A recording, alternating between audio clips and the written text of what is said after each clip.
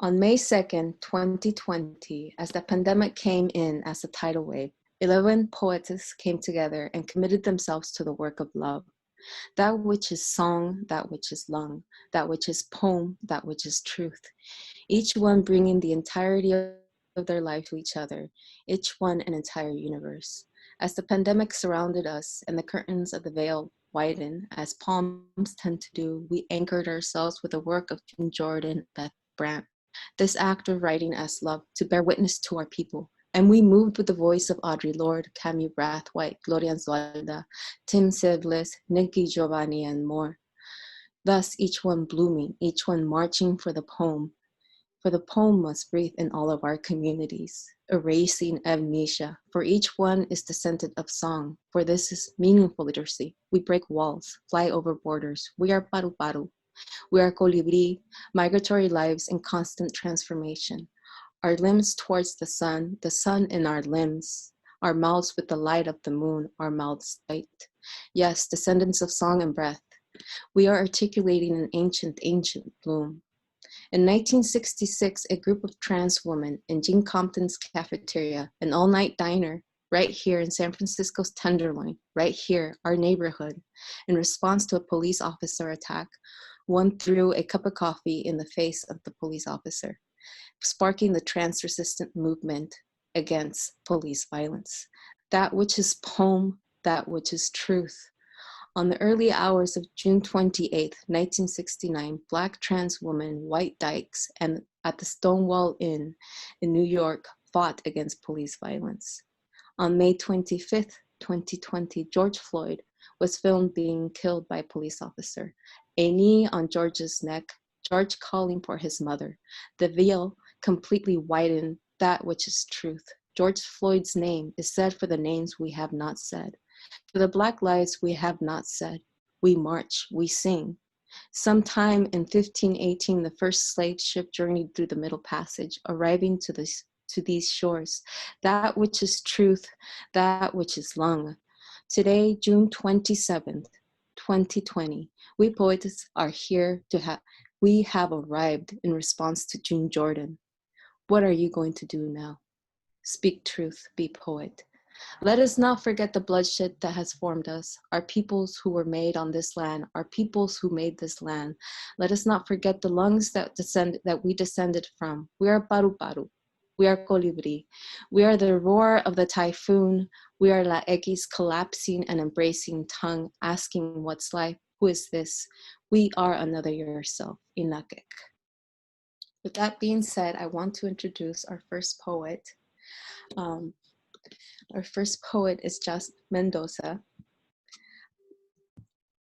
Josh is a musician based in Oakland. He supports and participates in social justice causes and works on tools to uplift, inspire, and provoke. Ladies and gentlemen, and all of us here, Josh is here. Welcome, Josh.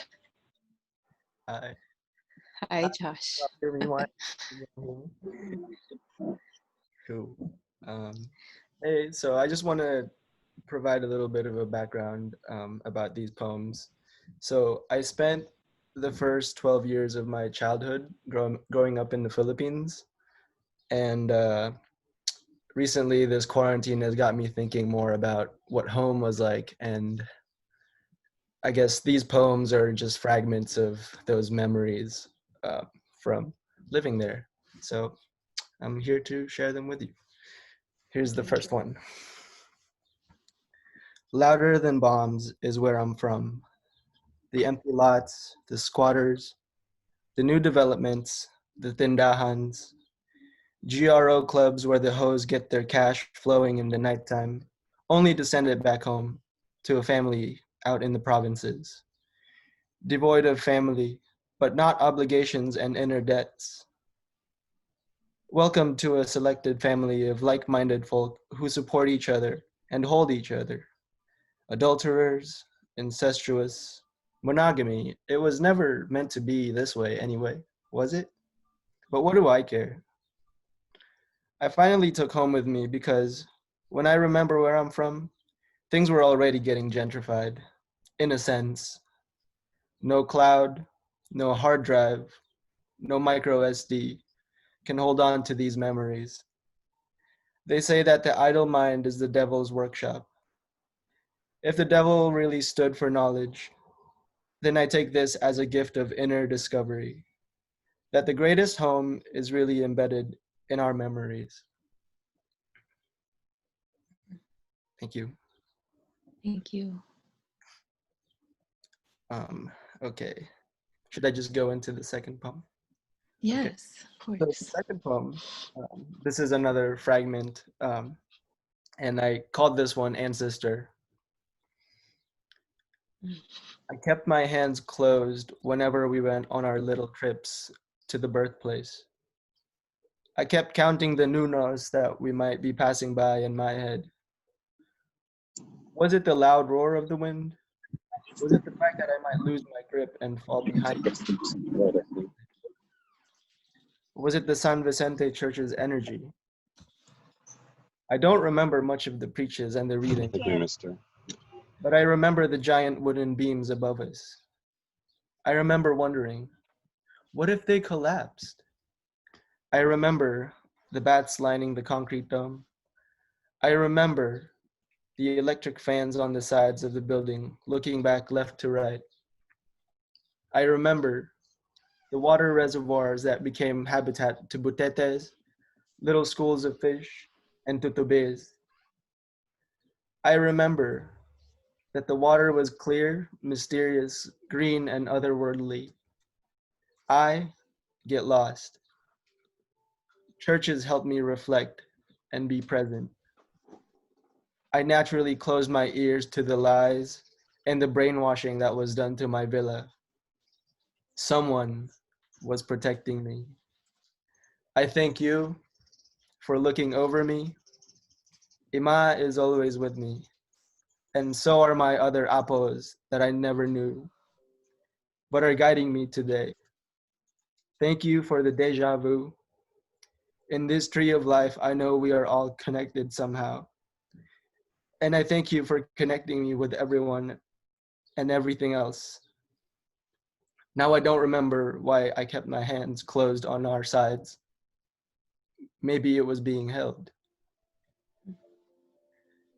Thank you. Thank you.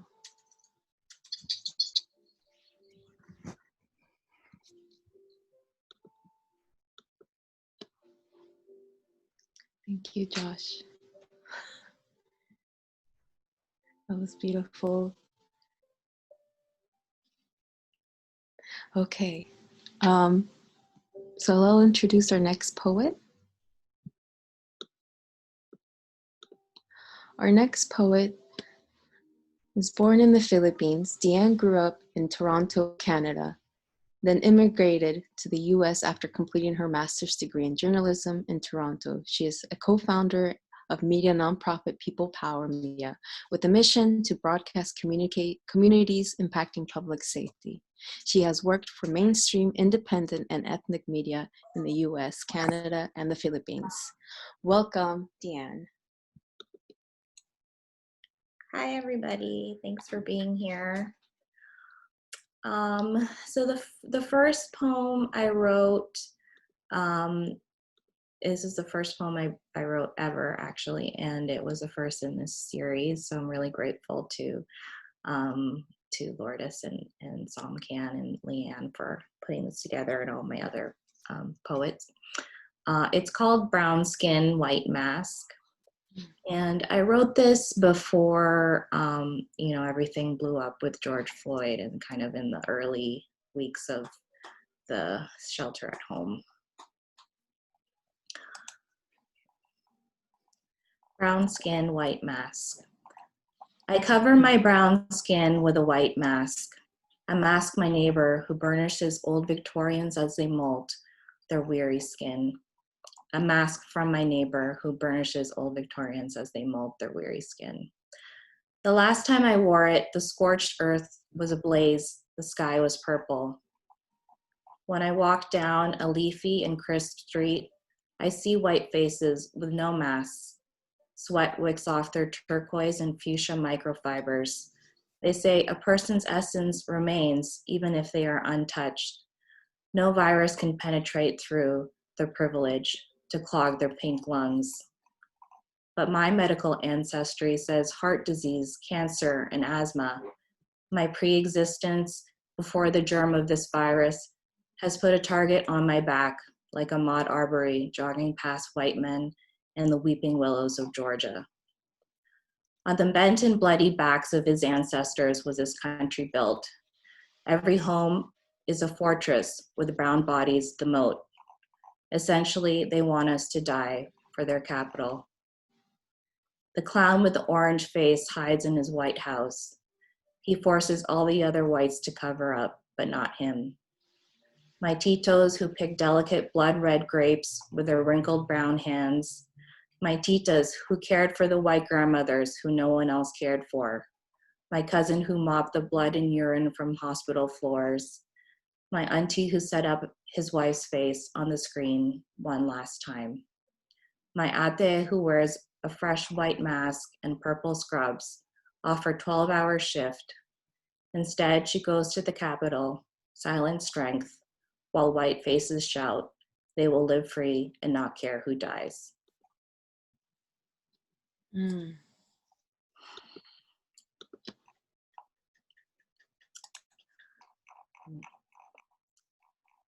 So the second poem I wrote, so last in January 2019, I had a brain aneurysm that ruptured, which is basically a blood vessel in my brain that started to bleed unexpectedly, obviously. So I was hospitalized for 3 weeks, and I've been in recovery ever since. And since then, I've had a really hard time working, especially reading. So I wrote this poem one afternoon when I was having kind of difficulty doing that. So it's called Reading in Recovery.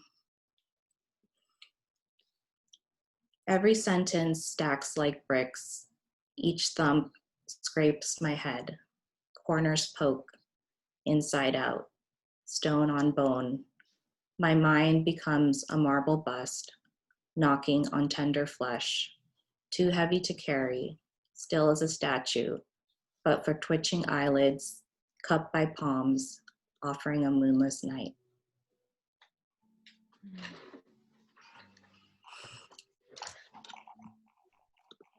And my final poem.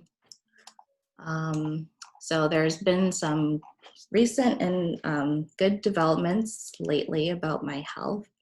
Actually, just a week after, or a couple days after this poetry session ended, I had another operation where they checked in my brain to see if everything's okay, and the things that they put up there to seal the aneurysm are holding, and everything looks great, and they didn't have to do any additional operation. So I was fine. And, before that operation, I was worried that things would start again and stuff like that. So I wrote this poem after I found out. I was actually the day of my operation.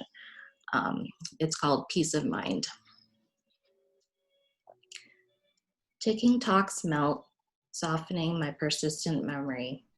The knife edge dulls as it sculpts the relief of my presence, raised from the dispiriting stone. The speed of light propels my dread, until wizards' elixirs and piercing visions illuminate my third eye. I am not feeble, I am fortified by the wizards of past whose brilliant tapestries held my walls, by the women warriors whose incandescent shields braced my defiance. Now lightness eases my steps, unburdened by gravity, wings carried by sighs, on the eve of a summer solstice, a longest day to look forward to. Thank you. Thank you, Dyan. Thank you so much for your work. Thank you. All right, so we'll introduce our next poet, and our next poet is Glesaree Valdez. Glesaree is part of Johanna, a youth organizing community group in the Soma, and goes to Mission High School. She is committed to the things she loves and is interested in having more experiences in creating poems. Glesaree, welcome. Hello. Hello. So go for it. The stage is yours, dear. As many as you want, actually. Okay. So I like to start off my poems with repetition. So both of these poems actually have repetition in it. So I hope you enjoy. Thank you. Thinking when I never saw. The things that hurt me are still here. The scars that I gave or were given are still here. The trauma that scares me is still here. But would it be different if you were here? People talk about having one, but I never got to feel your touch, feel your warmth, eat your food, or even listen to your voice. Sometimes I think about spending time in a garden, in a beautiful garden, because they always talk about your green thumb and how you love nature. Sometimes I think about if I would be spoiled, because my cousins told me that you would shower them with gifts.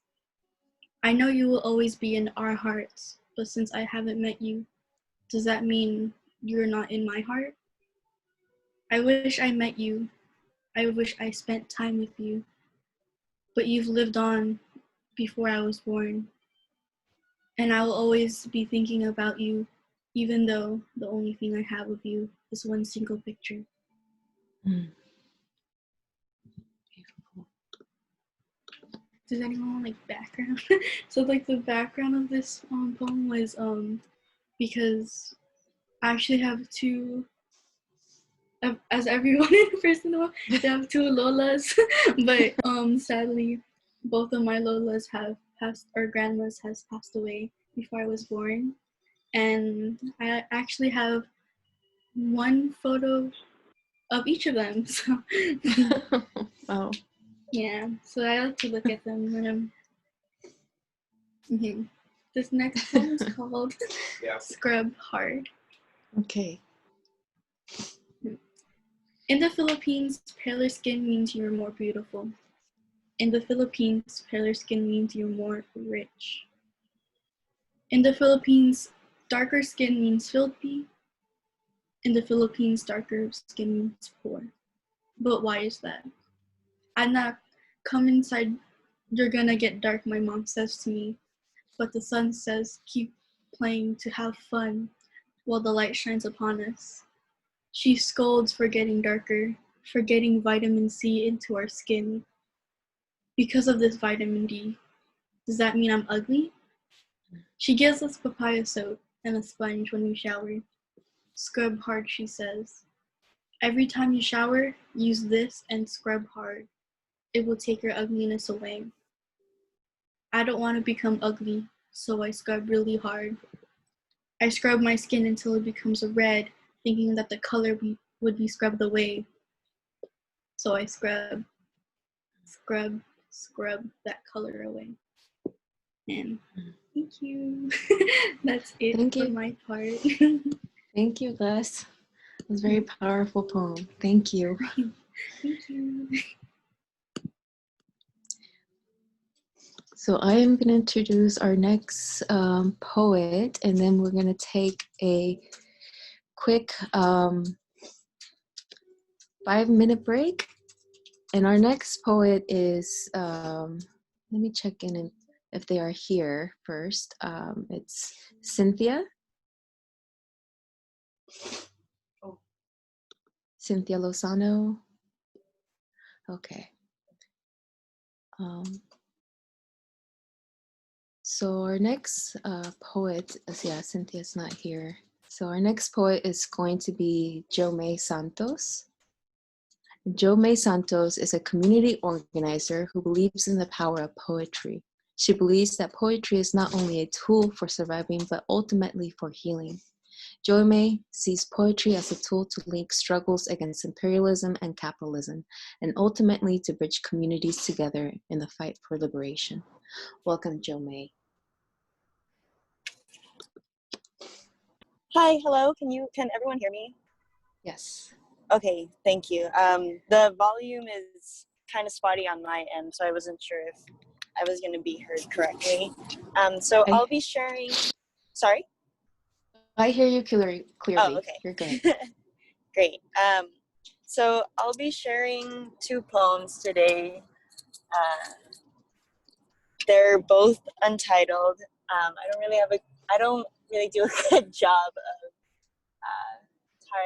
giving my poems titles. I try to let them just speak for themselves.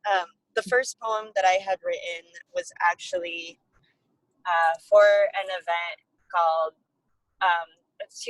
hosted by Kabataan Alliance. And it was a social justice workshop that was held.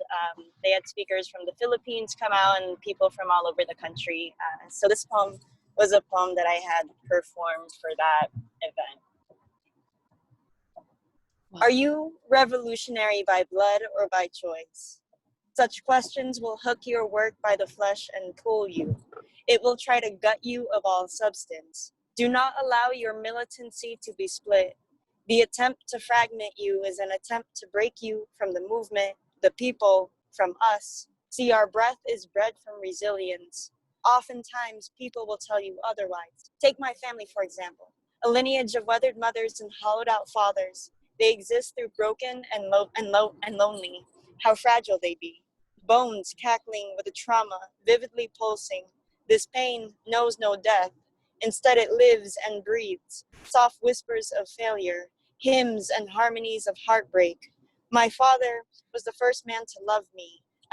My father was the first man to hurt me. Sprouted from roots in patriarchy, bloomed from soil tainted by constant theft. Condensed divinity to the shell of a man, hypermasculinity at its finest. These conditions produce my father, but my father means to be better because he knows better. He knows we deserve better. And yet I find myself jamming better into the mechanisms of my mother's machinery. Maybe the hope will produce better value in herself. She is the greatest worker I've ever come to know. Her hands calloused and wounded from holding up the sky and all its vastness, the same one the moon lives in. This lit in its rotation spun stars around the women of my family, convinced us of that silver lining in the darkness. But my mother did not learn to turn threading into tapestry. Instead, she unintentionally weaved her pain into the fabric of my being. My existence is more than my mother's resurrection. Children of trauma are not limited to what their parents did not achieve. But our parents are not the ones to blame here, my dear Kasamas. No, do not narrow your analysis simply to the family tree when the entire forest is on fire. So when they ask you, are you revolutionary by blood or by choice? Tell them that this fire will continue to burn regardless of your answer, but you still came to fight it. So that's the first one. Oh, thank you.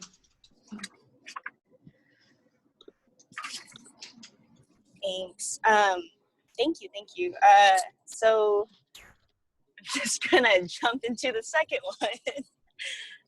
Go for it. Okay. I think a lot of before I go into my next poem.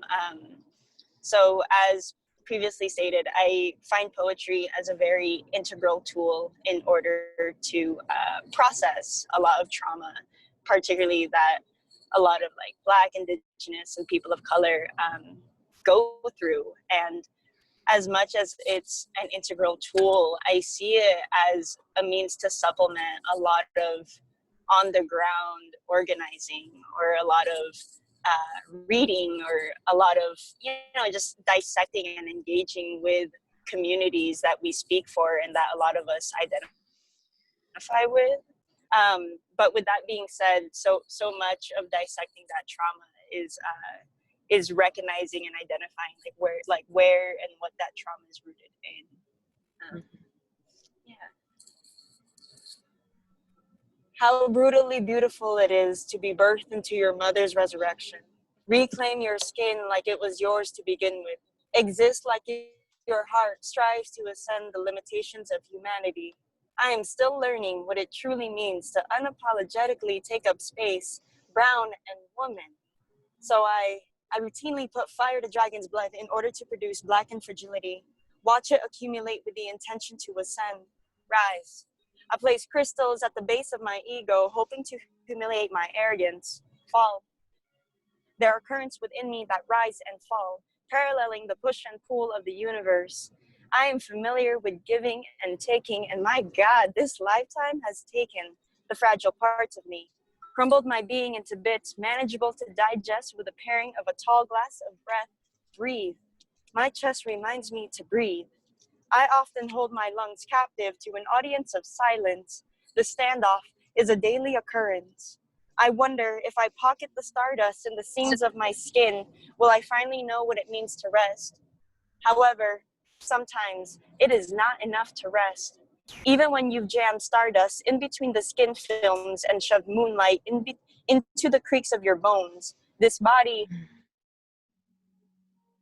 rest. I was born out of frantic, excavated from a woman's womb only to wail songs of love for eternity, and I have not stopped singing, even when my voice was locked in that jail cell of a box you call tragedy. I learned to pick them locks with these fingers, small and nimble. The universe is at the tip of them. I've been finger painting with buckets of galaxies on the canvas of tomorrow. Even when I was found in the middle of nowhere, California, I pried my ribcage open with the hope of you finding me there. I was buried in a casket of lavender stalks, placed beside holy demons. It's okay. Dig me up when the ghouls are howling, competing with the wind. Do not be afraid to not have the answers prepared for me. I've been digging up question marks since the day I realized that this world will swallow you whole, only to spit you back up, leave you gasping for air, breathless, so goddamn breathless. But there is power in still moving forward, even beyond the wind. Mm. Wow. Wow. Bravo, bravo, bravo. Thank you. That Yes. concludes my sharing. Thank you. Oh, thank you, Joemae. Thank you so much. So we're going to take a good, let's see, what time is it? It's 1:05. We're going to take a 5-minute break. For all of you that are here as the audience, take a moment to walk around, move your limbs, and thank you for being here. And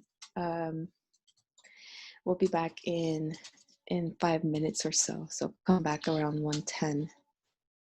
Okay? It's 1:10 only.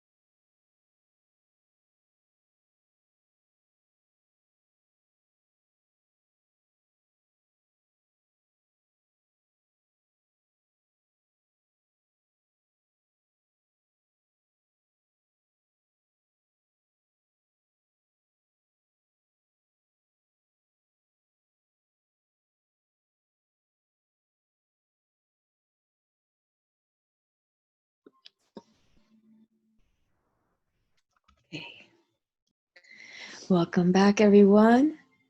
We're going to jump into our next poet. Our next poet is... Are you guys hear me okay? Okay. Let's see.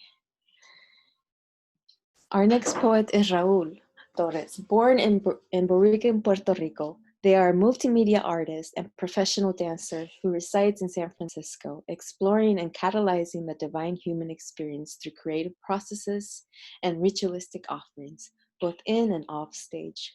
They embody poetry as a cathartic medium to describe the journey of finding the true power that resides within us, divine beings. Welcome, Raul.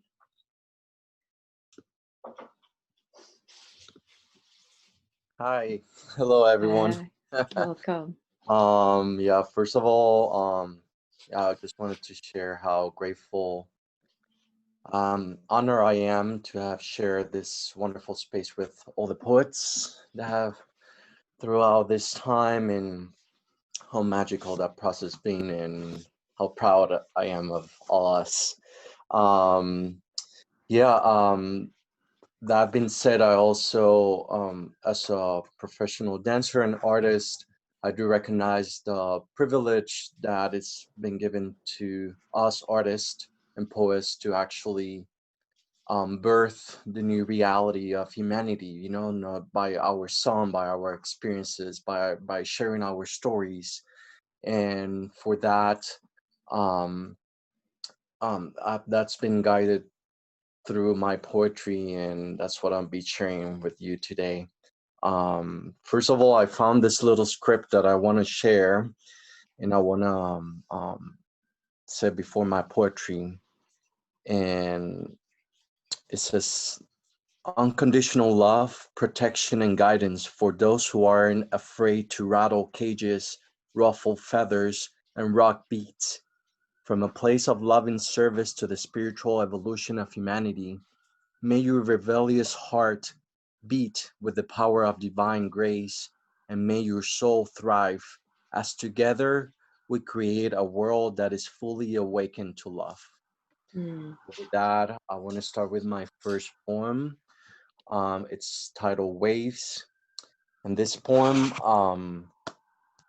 yeah, I'm just gonna read it. I don't have any backstory to it. So yeah, it reads, waves of light that bathe the crown of my body, embracing the synapses of my ancestral guidance, and supporting the rhythm of my drum, my song. Waves of compassion that nurture my pain and my joys, while leading me to this stream of true potentiality. Waves that create the currents and the tears and the sweat and the truth that is my way of being. Currents run deep, deep into the iron core of her body, our body. Waves that are in your blood, that exist in the system and inform the tides of my emotional body. Waves of abundance, of gratitude and creation that have awakened the song of my soul. Yeah, so that's the first poem I wanted to share with you all. The second poem was written in the light of the murder of George Floyd, and it was, I think, right before the day of his death. I was experiencing a really heavy emotional period in my life. Obviously, we're in the midst of the pandemic, and I felt like his murder was really what pushed this poem to come to life and actually serve as a way of creating a portal for dreaming a new reality versus the things that we're seeing and currently experiencing at this moment. With that, I'm gonna read this poem that I decided to title Pledge to Humanity. Dreaming of lighter vessels while bathing on the green mist of the aurora, roaming the space with the subtlety of a stray gust. I can't breathe. Dreaming of the peace that releases the uttermost form of our being as dense programs try to crumble the connection with our throats. My neck hurts. Dreaming of the joy which ignites the supernovas that are our cells, as the rataplan of our bleeding hearts eagerly call upon us to wake up. He's a human being. Dreaming of the harmony which will meticulously wash away the plastic veils that have kept us in a comatose state for so long. Mama, Mama, I'm through. Dreaming of the love that like tender waters sway our souls until all of us becomes a ripple of a new reality. Everything hurts. Dreaming of a world in which we can all just be, unveiling the magnificent chant of humankind. We have faith that what we have become will never be again. And I have a third poem to share. And this is definitely just speaking more of the vulnerability that, in my experience, that I've been coming up throughout my life, being a survivor of trauma, and certainly experiencing the pandemic, and thinking about, you know, all the perceptions that have been challenged through this time. So I feel like this poem kind of resumes a little bit of that sentiment. So yeah, it's titled Here We Are. Here we are, naked, sharing a dense vessel of embroidered cells, as the ocean of possibility witnesses the precision of our thriving masterpiece, embodied crystalline tissues that have been forged with a plurality of divine virtues and humane grief.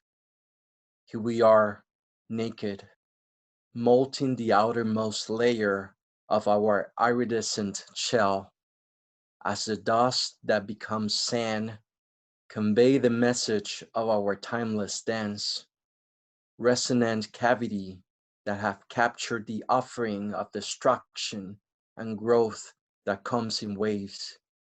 Here we are, naked, swilling our hive of crusted patriarchal expectations as the fog hydrates the field of dreams that foster our new paradigm, limitless vision that has restored her children with golden threads.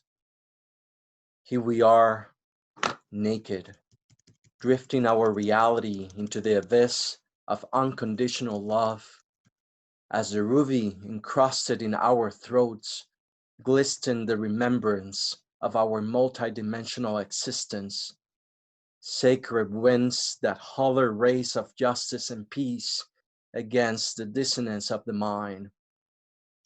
Here we are naked, honoring our journey, ancestors, as the foreshore dressed in sunflowers and Palo Santo becomes a sanctuary to our hope, devoted invocation that led us all to the path of truth.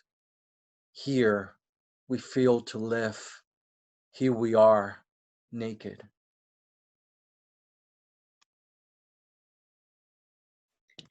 Wow. Thank you, Raul. Bravo, bravo, bravo. I'm very honored to have all of you in the workshop. I'm incredibly proud of each one of you. So I'm going to introduce the next poet. Our next poet is Dayzsha. Dayzsha goes to school at SOTA, World Music Department, and loves music. They are passionate and and spreading awareness on the LGBTQI experiences. They like playing drums, taiko, West African, Afro-Brazilian, Afro-Cuban, guitar, photography, and loves the emotions poured in the lyrics of poems. Welcome, Dayzsha.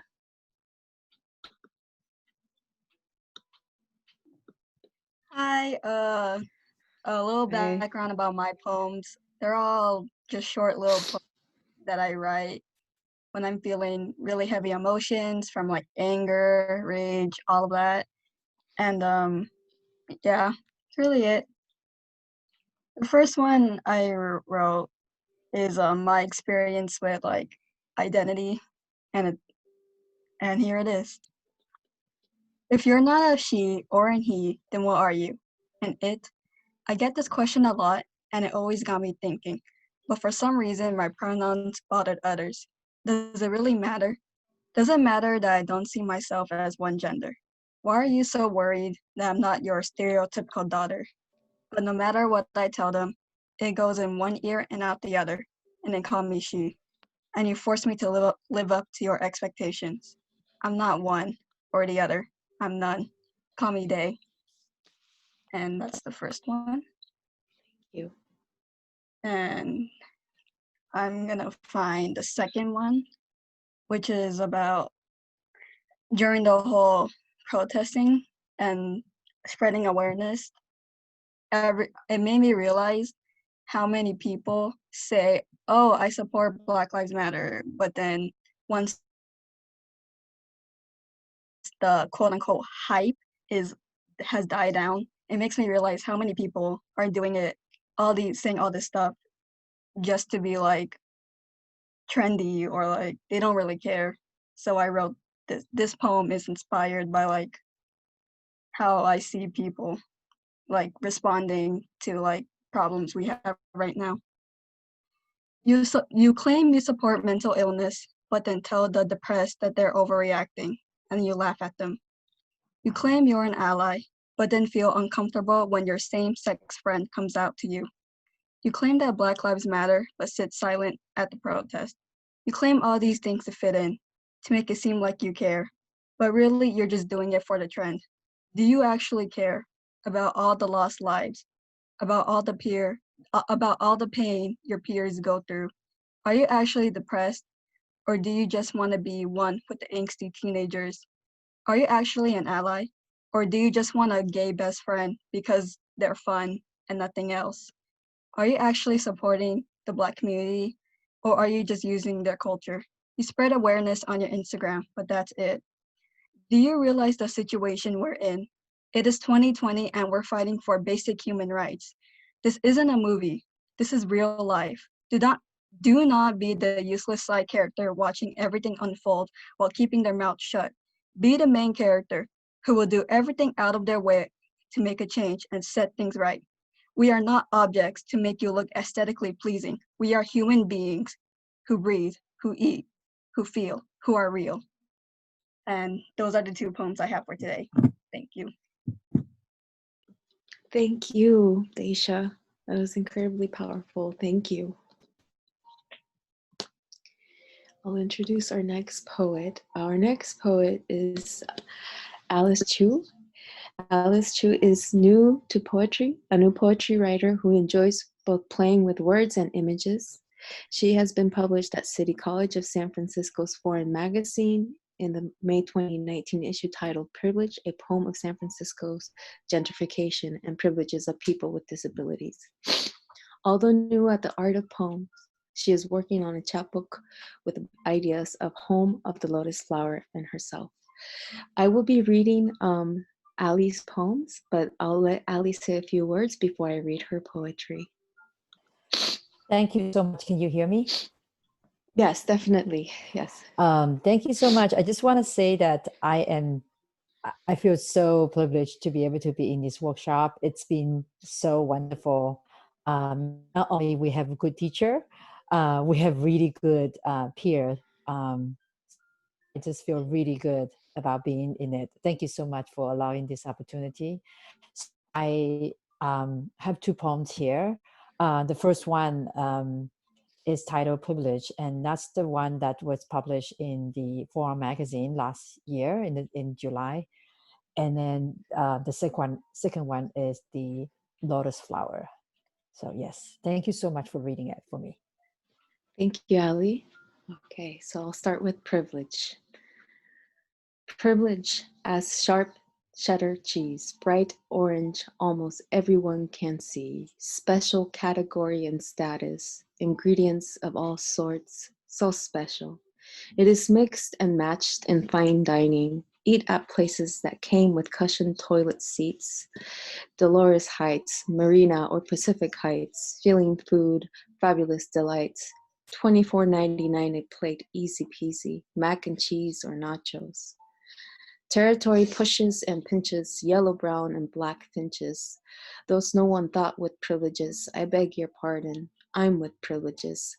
Lots of them, too. Who else knows the privilege of not being able to see your disgust of my compromised faith, not being able to hear your petty offering of the inspirational speech of my daily bravery, not willing to accept your supreme efforts of excluding my kinds through early prenatal examinations.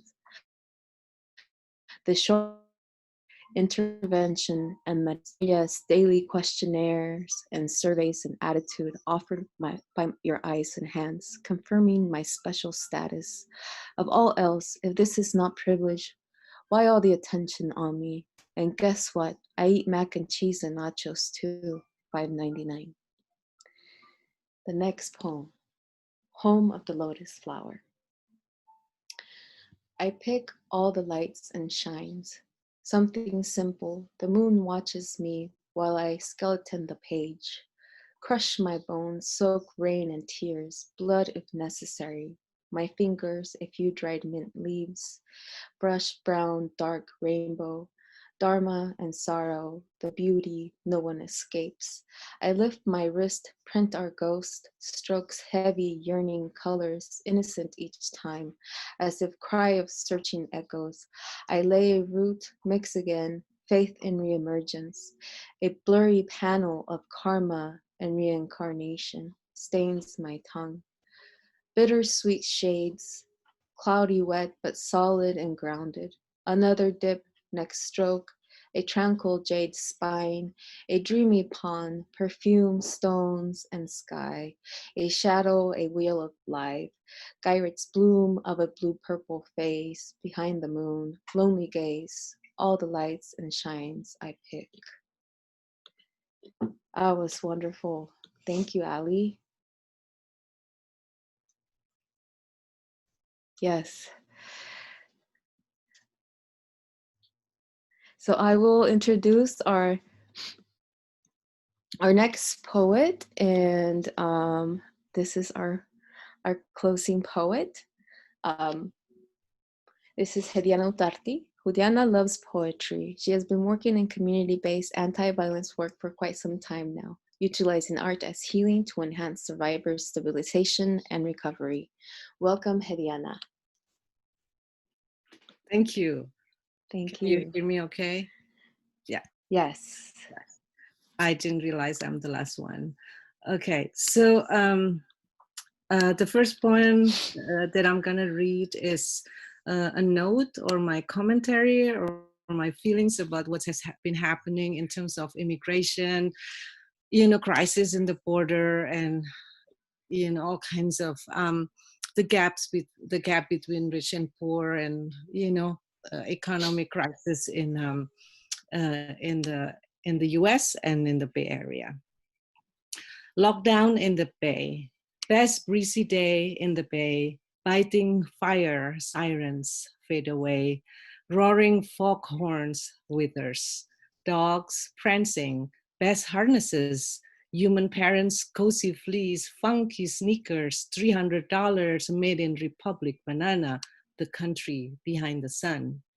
On the beach, on sidewalk, shops, best coffee, best tea, best beer brew, tofu, truffle, shiitake, caviar, avocado toast, most glorious umami orgasm.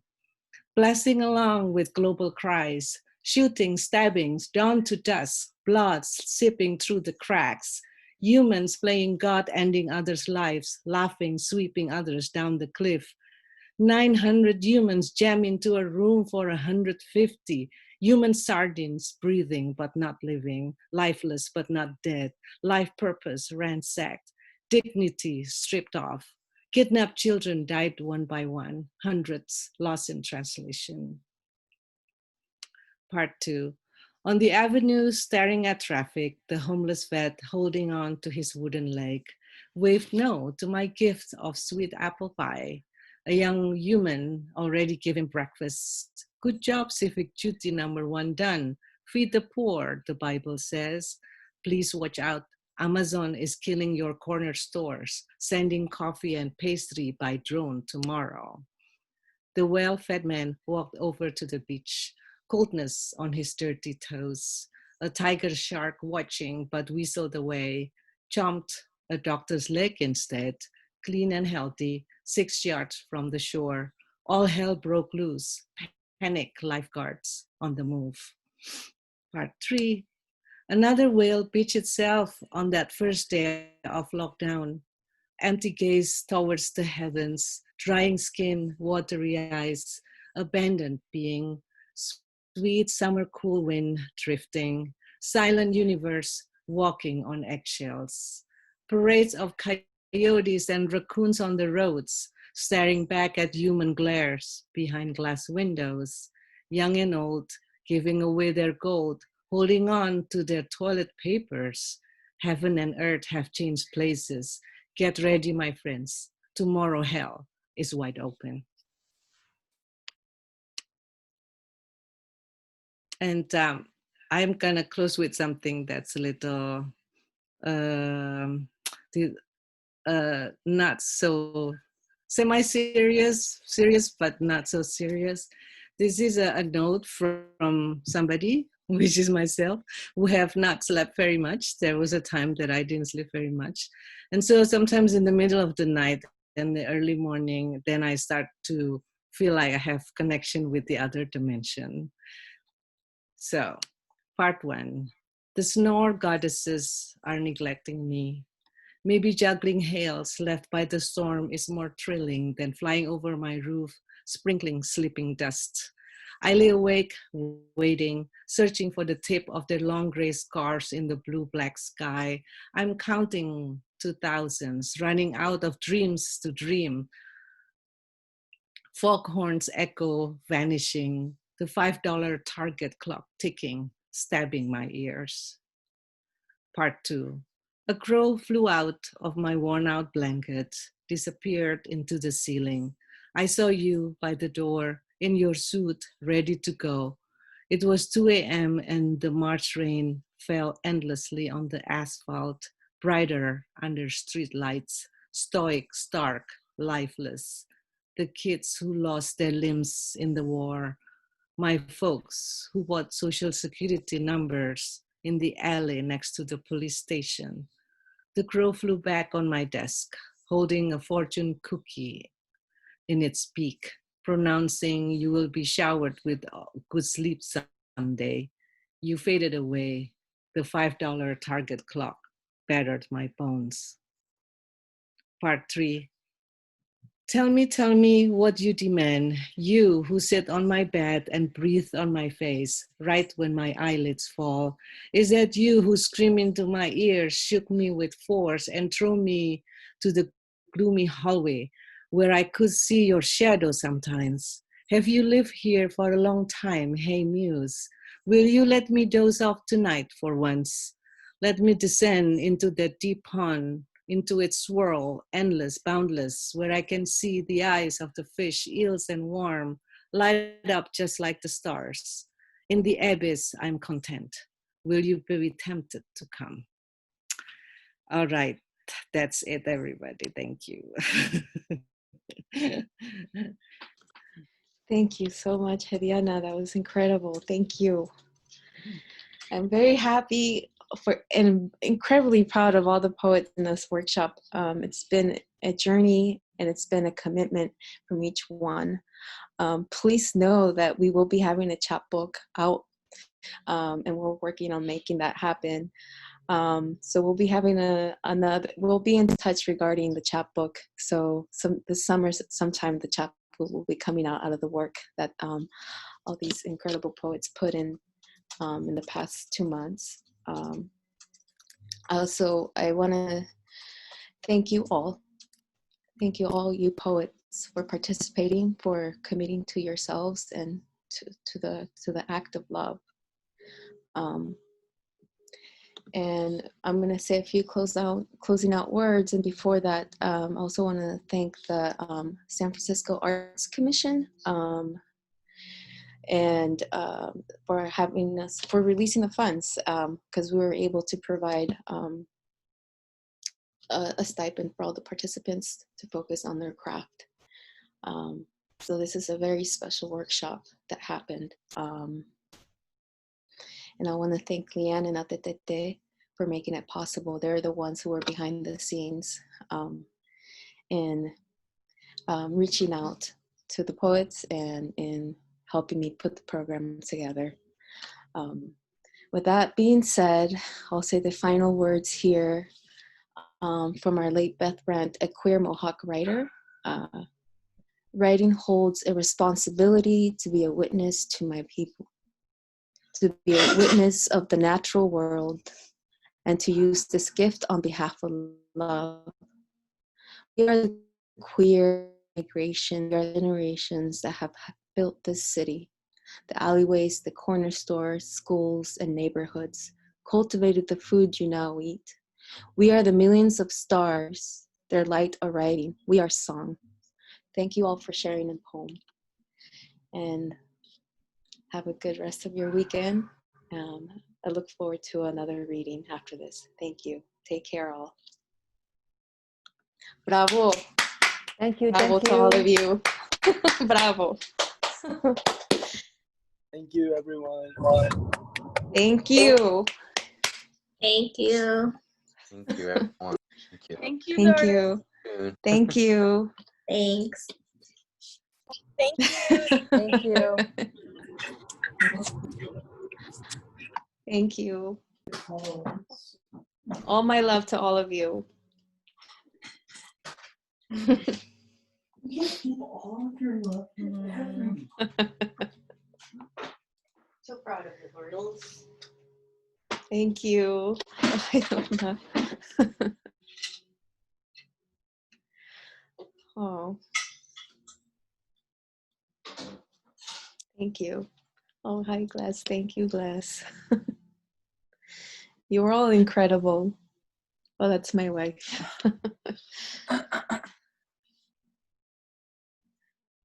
Bravo. So, yes.